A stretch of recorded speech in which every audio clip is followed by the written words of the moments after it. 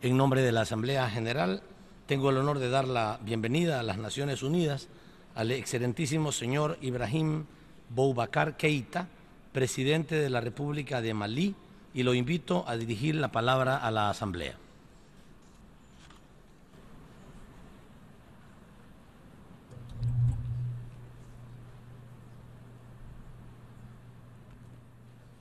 Monsieur le Président,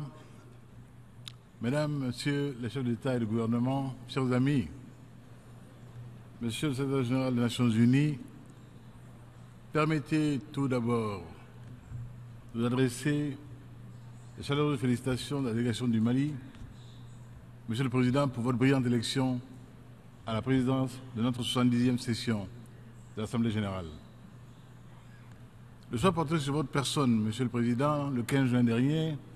est incontestablement la reconnaissance de vos qualités de diplomate chevronné, mais aussi un hommage rendu à votre pays, le Royaume de Danemark, qui entretient avec mon pays d'excellentes relations de coopération multiformes. Soyez assuré, Monsieur le Président, de la disponibilité totale de ma délégation à œuvrer au plein succès de votre mandat. Qu'il me soit permis également d'exprimer notre appréciation à l'endroit de votre distingué prédécesseur, Son Excellence, notre frère Sam Kahamba Kutesa de l'Ouganda, pour sa remarquable et efficace prestation lors des travaux de la session précédente. Dans le même souci, Monsieur le Président, je voudrais rendre hommage à M. Ban Ki-moon, 8e secrétaire général des Nations Unies, pour son dévouement et son engagement constant en faveur de la paix et de la sécurité. Avant d'aller loin dans mes propos, Monsieur le Président, permettez, après d'autres, qu'à mon tour, je m'incline devant la mémoire des victimes de la catastrophe survenue à Mina, en Arabie Saoudite, et qui a endeuillé mon pays, le Mali, comme d'autres pays de la Oumma islamique. En cette douloureuse circonstance, Monsieur le Président, je voudrais, au nom du peuple malien, présenter mes condoléances les plus attristées aux familles des disparus et souhaiter prompt rétablissement aux blessés. Monsieur le Président, l'histoire des peuples et des institutions, dans l'histoire des peuples et des institutions, il y a des coïncidences. Soit de celle-là, la symbolique de la date d'aujourd'hui, 28 septembre 2015, qui marque le 55e anniversaire de l'admission de mon pays, le Mali, aux Nations Unies, en vertu de la résolution 1491-1960 adoptée par l'Assemblée générale lors de sa 15e session, que la République tunisienne et Sri Lanka, à l'époque Ceylan, sous Mme Sirinamo Bandarnaike, soient remerciés et trouvent ici l'expression de notre profonde gratitude à leur endroit. Du 28 septembre 1960 à aujourd'hui, Monsieur le Président, tous les gouvernements du Mali qui sont succédés n'ont épargné aucun sacrifice pour l'avènement d'un monde meilleur, débarrassé du spectre des conflits et des guerres, dont les principales victimes sont les femmes, les enfants et les personnes âgées. Et venant du Mali, je sais de quoi je parle. Dans sa quête permanente de paix, le gouvernement du Mali, sous mon autorité, a toujours privilégié la voie du dialogue au langage des armes dans la résolution de la crise multidimensionnelle que nous sommes en train de résoudre. Et à cet égard-là, Monsieur le Président, le gouvernement du Mali s'est toujours conformé aux résolutions pertinentes du Conseil de sécurité des Nations Unies, des décisions et recommandations de la CEDEAO, de l'Union africaine, de l'OCI et du mouvement des non-alignés. Participe de cette dynamique l'initiative que j'ai prise d'engager le gouvernement du Mali dans les négociations intermaliennes en Alger, avec l'accompagnement de la médiation internationale, y compris celle des Nations Unies, sous l'égide de l'Algérie, dont il me plaît ici de saluer l'engagement personnel de son président, notre frère et aîné, le président Abdelaziz Bouteflika. Après 8 mois de négociations, de durs échanges avec nos frères des régions du Nord qui avaient pris les armes, je suis particulièrement heureux, Monsieur le Président, de vous présenter l'accord pour la paix et la réconciliation au Mali.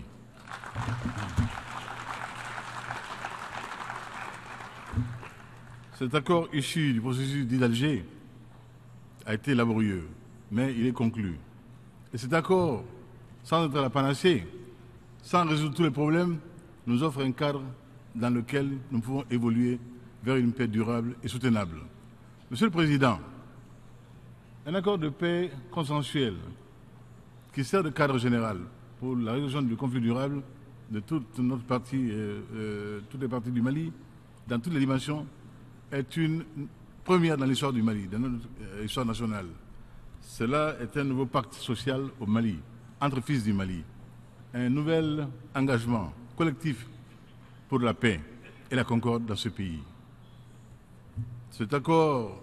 vient sceller la retrouvaille entre nous, fils du Mali. Il est le résultat de la volonté de l'ensemble des parties maliennes et de l'engagement de tous pour que nous soyons aujourd'hui dans la phase où nous sommes de mise en application de cet accord de paix. L'accord constitue pour nous, Monsieur le Président, un compromis équilibré qui prend en compte toutes nos préoccupations essentielles, légitimes, intégrité territoriale, souveraineté nationale et développement équilibré de toutes les régions du Mali. C'était cela l'essentiel pour nous et cela est obtenu, garanti et admis d'accord partis. Monsieur le Président, permettez que je vous dise également à vous et à l'ensemble des pays ici présents la grande satisfaction du président du Mali pour l'accompagnement fabuleux que vous avez assuré à mon pays. Rarement un pays aura été autant assisté dans ses efforts de paix que l'a été le Mali, dans cette phase difficile de son histoire nationale. Monsieur le Président, c'est pourquoi nous ne traînons pas les pieds. Sitôt l'accord obtenu, nous avons mis en place un comité national de suivi de l'accord d'Alger qui déjà, avec l'armement de la Commission internationale de suivi de l'accord, a mis en place ces 4 sous-comités et commence à travailler déjà. Nous avons également commencé à anticiper par des mesures de confiance à l'endroit de nos frères pour qu'ils se sentent absolument rassurés quant à notre volonté inébranlable d'aller vers la paix, une paix dont nous avons besoin pour bâtir le Mali. Sans paix,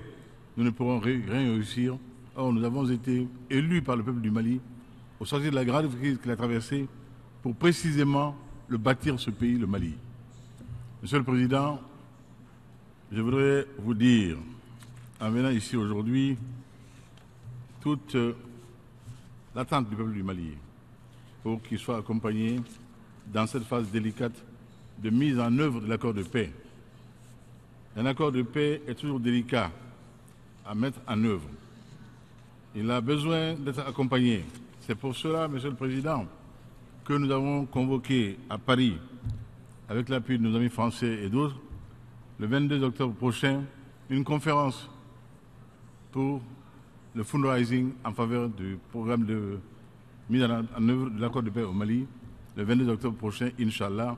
J'espère que beaucoup de pays ici présents, qui déjà nous ont témoigné tellement de solidarité et de sollicitude, seront avec nous à Paris, Inch'Allah.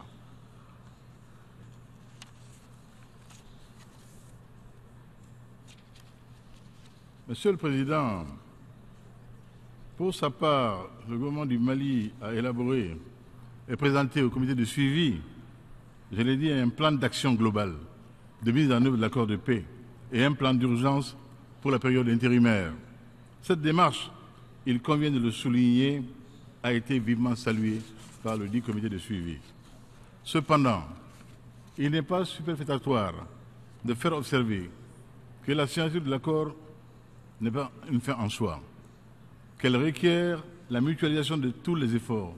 dans le cadre de sa mise en œuvre, une mise en œuvre qui est un défi majeur que nous releverons, Inch'Allah. Pourquoi je réitère mon appel à nous accompagner à la conférence de Paris, le 22 octobre prochain.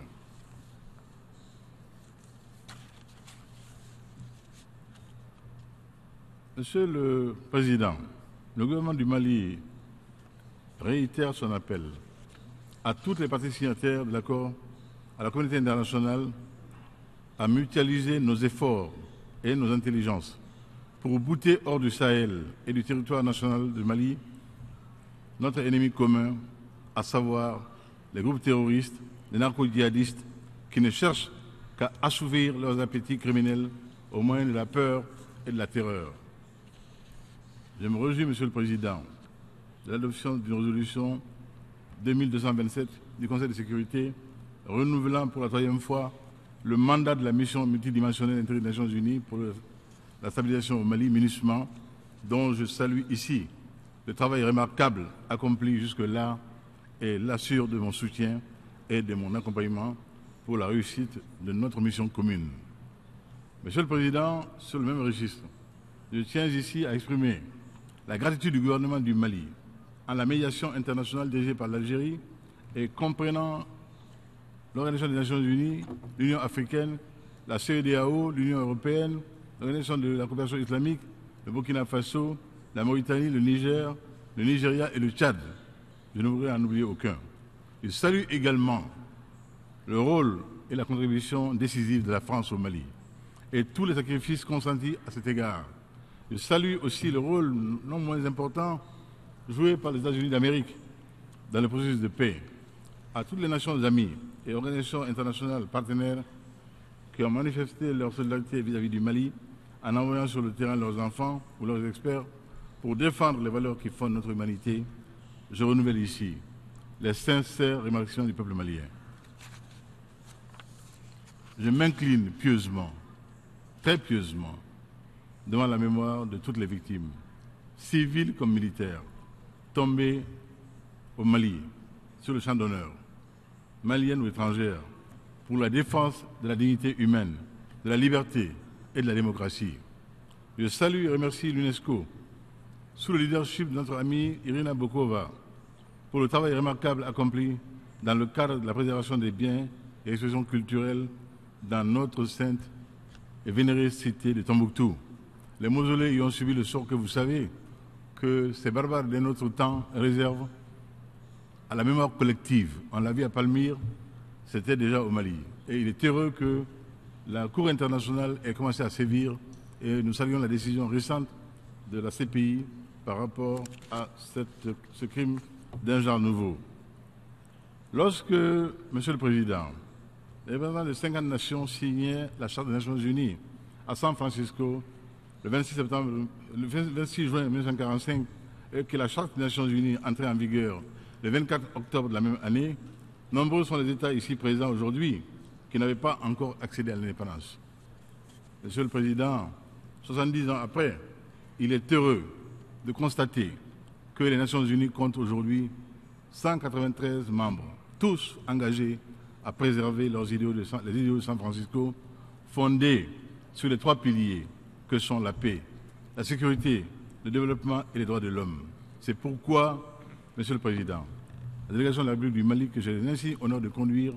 se réjouit de votre décision ô combien opportune de placer la présente session sous le thème 70e anniversaire de l'ONU, l'action au cœur d'un nouvel engagement. Ce thème dont le choix est d'une pertinence avérée permettra assurément aux dirigeants du monde épris de paix, de liberté et de justice de procéder à une évaluation objective du chemin parcouru par notre organisation commune et d'envisager l'avenir en ayant un regard critique sur les difficultés rencontrées, notamment dans le domaine où les Nations Unies et la communauté internationale sont appelées à consentir davantage d'efforts pour répondre aux défis actuels et futurs. Monsieur le Président, à l'heure du bilan, nous nous réjouissons des progrès importants enregistrés dans la mise en œuvre des dispositions du chapitre 5-6 de la Charte des Nations Unies relative au règlement pacifique des différends, dont la trame repose sur la négociation, la médiation, la conciliation, l'arbitrage, le règlement judiciaire, toutes choses qui ont permis d'assurer la prévention, la gestion, le maintien et la consolidation de la paix dans le monde. Nous nous félicitons également des avancées significatives engrangées dans le domaine de l'accélération du processus de décolonisation, du désarmement et de la promotion des droits de l'homme. Enfin, nous apprécions à sa juste valeur le renforcement des accords en vertu du chapitre 8 de la Charte, notamment entre le Conseil de sécurité de l'ONU et le Conseil de paix et de sécurité de l'Union africaine. Si ces succès montrent encore la pertinence de certains principes édictés par la Charte des Nations Unies, force est de reconnaître que leur mise en application a été rendue possible grâce à la volonté politique des États membres et aussi à l'efficacité des fonctionnaires du système des Nations Unies, y compris les casques bleus, qui œuvrent inlassablement sous le chapitre 7 pour l'avènement d'un monde meilleur. Que tous trouvent ici l'expression de la profonde gratitude du peuple et du gouvernement du Mali. Monsieur le Président, dans un monde en perpétuelle évolution, notre organisation est appelée à s'adapter aux nouveaux défis. Participe de cette dynamique la mise en œuvre du programme de développement durable après 2015 que nous venons d'adopter et qui est ainsi libellé « Transformer notre monde, le programme pour un développement d'ici 2030 ». Pays sahélien par excellence, mon pays, le Mali, subit de plein fouet les effets des changements climatiques à cause de la fragilité naturelle de son écosystème, l'enstablement et l'assèchement du fleuve Niger, ainsi que la dégradation des sols et du couvert végétal, aux conséquences insoupçonnées, en sont de parfaites illustrations. C'est pourquoi le peuple et le gouvernement du Mali souhaitent vivement que les conclusions de la 21e conférence des États partis à la Convention cadre des Nations Unies sur les changements climatiques, COP21, prévue à Paris en octobre prochain, puissent aboutir à la conclusion d'un accord juridiquement contraignant afin de préserver ce qui peut encore l'être de notre environnement. À ce défi majeur s'ajoute la nécessité de la nécessaire promotion de la gouvernance économique mondiale et du financement du développement. Les résultats de la 3e conférence des Nations Unies sur le financement du développement qui s'est tenue à Addis Abeba en juillet 2015 permettent d'espérer quant à la mobilisation de la communauté internationale pour l'atteinte des objectifs du développement durable, et ce, conformément au consensus de Monterrey de 2002 et de la déclaration de Doha de 2008. En tant que pays en développement, sans littoral et placé parmi les pays les moins avancés, le Mali salue l'allègement de la dette des pays pauvres, très endettés, et se félicite de l'atteinte, voire du dépassement, par certains pays donateurs, du seuil de l'objectif 0,7% de leur PIB à l'aide publique. Cela est à saluer. À ce propos, je voudrais du haut de cette tribune réaffirmer la reconnaissance de mon gouvernement à tous les généraux donateurs qui, en mai 2013 à Bruxelles, ont bien voulu s'engager en faveur de la relance économique du Mali à travers des annonces de contributions totalisant 3,5 milliards d'euros. Je saisis cette occasion pour appeler les pays qui ne l'ont pas encore fait à honorer leurs engagements en vue de la mobilisation effective de ces annonces, en vue de leur mobilisation effective, car quelquefois il y a loin de la coupe aux lèvres. Concernant les sources de financement innovants, le gouvernement du Mali soutient et encourage fortement l'initiative Unit Life dont le principe simple repose sur l'affectation à la lutte contre la malnutrition d'une part infime des immenses richesses créées par l'utilisation et l'exploitation des ressources extractives en Afrique, et ceci afin que la mondialisation de la solidarité réponde à la mondialisation de l'économie. À travers cette initiative, le gouvernement du Mali envisage de prélever un pourcentage sur nos revenus issus de l'exploitation minière, principalement de l'or, aux fins d'investir les fonds ainsi générés dans la lutte contre la malnutrition dans notre pays, car cela obère nos chances de demain. Parce qu'elle touche la malnutrition, notre couche la plus sensible, et celle qui est porteuse d'avenir, notre jeunesse, par tous les maux que la malnutrition peut causer, notamment le crétinisme, que personne ne souhaite. Dans le temps même où chacun souhaite avoir des ressources humaines qualifiées et à propos de mission. Monsieur le Président, l'un des plus grands défis de notre époque concerne la migration internationale, un phénomène qui prend des proportions inquiétantes à cause de la pauvreté, des catastrophes naturelles ou causées par l'homme, et également engendrées par le cynisme des acteurs du crime organisé, car il y a crime. En témoignent des dizaines de milliers de candidats à la migration irrégulière qui perdent leur vie, qui dans les sables du désert, qui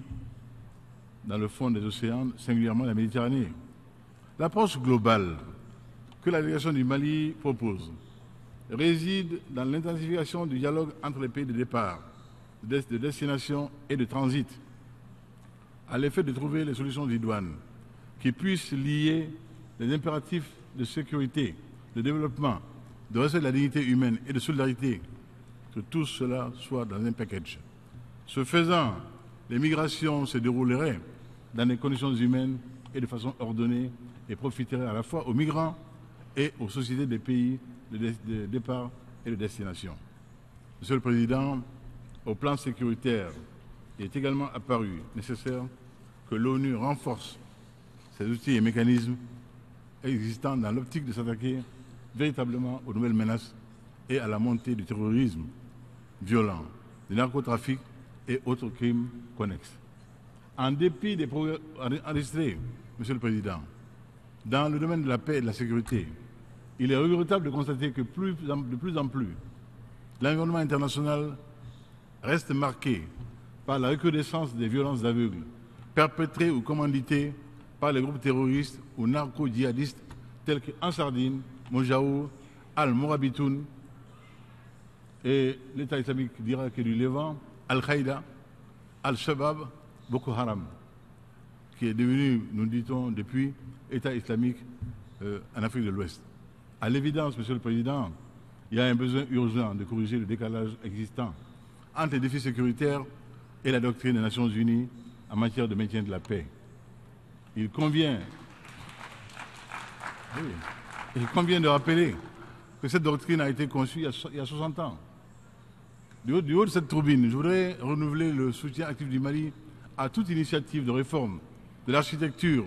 des opérations de maintien de la paix, intégrant cette réalité nouvelle, car nul ne peut ignorer aujourd'hui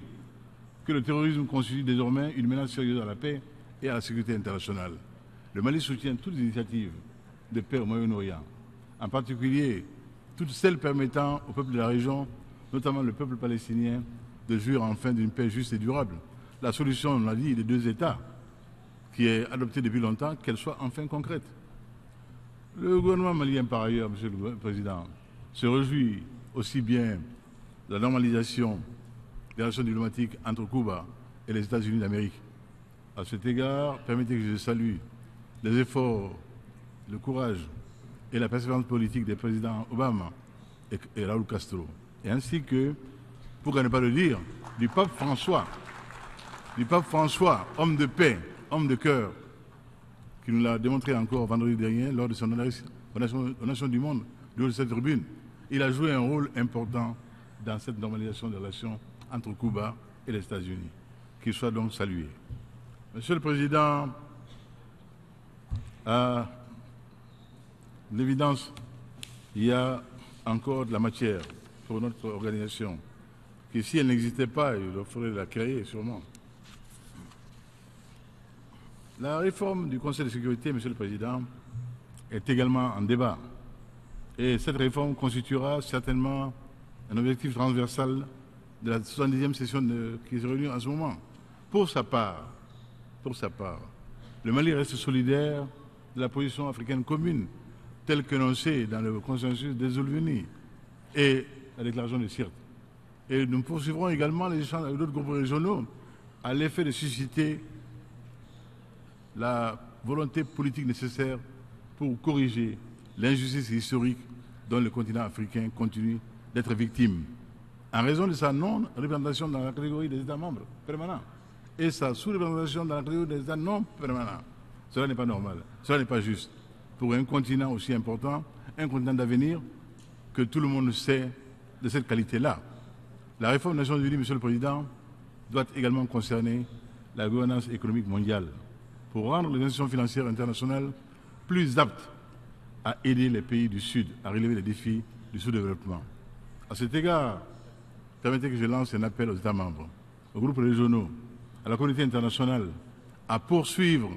inlassablement le dialogue constructif en cours depuis 2009 pour que la réforme des Nations Unies puisse enfin aboutir. En effet, les amendements aux articles 23, 27, 61 et 109 de la Charte, entrée en vigueur entre 65 et 68, montrent à suffisance que notre organisation est loin d'être une boîte de Pandore qu'il faudrait craindre. Et il faut donc qu'on aille à la réforme de manière hardie et volontariste. Monsieur le Président, au contraire, nous pensons que la réforme permettra de respecter l'équilibre géographique dans les instances de décision de l'organisation, d'améliorer les conditions de travail, y compris les relations entre le Conseil de sécurité et l'Assemblée générale. L'ONU, ainsi réformée, gagnerait plus en crédibilité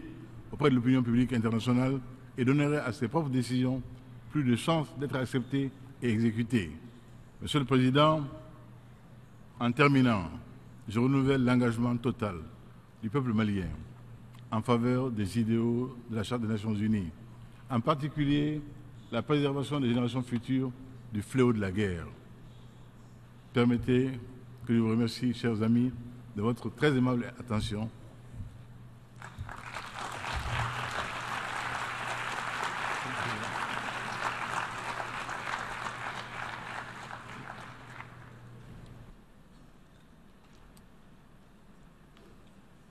En nombre de la Asamblea General, agradezco al presidente de la República de Malí la declaración que acaba de formular y con la venia de ustedes